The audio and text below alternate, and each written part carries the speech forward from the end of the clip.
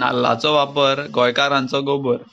आमच्या गोंयांत माड कोणें पळोवंक ना वा माडाक वळखना असो कोणूय आसतलोसो दिसना। कित्याक गोंयांत वचत थंय माड दिश्टी पडटात। गोंयची जमीन तशेंच हवामान माडाक खूब मानवता। माडाक उदकाची गरज आसता। जमीन फुसफुशीत, रेवाळ आनी खारट जाय आसता।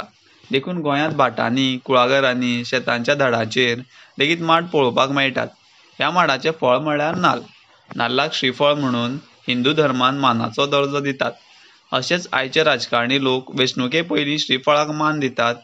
मतदान सोंपलें काय मात नाल्लाचे कोयतेन घावो घालून 2 वळी करतात। तशेंच लोकांच्या सपनाचेर घावो घालून तांचे कुडके करून उडयतात।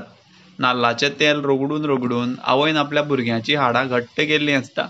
जेन्ना तो तरूण जावन संवसारांत पावल घालता तेन्नाय ताका तेल रगडूंक जायते जाण येतात।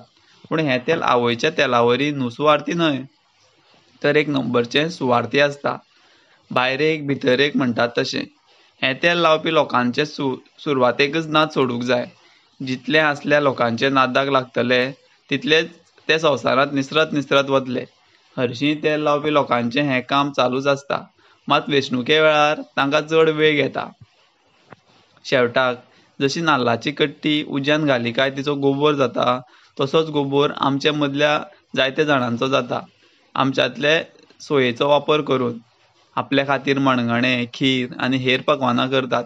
आनी आमच्यांतली फक्त कट्टी दवरून तिचोय गोबर करपाची कला आयज हे राजकारणी बेस बरे जाणात।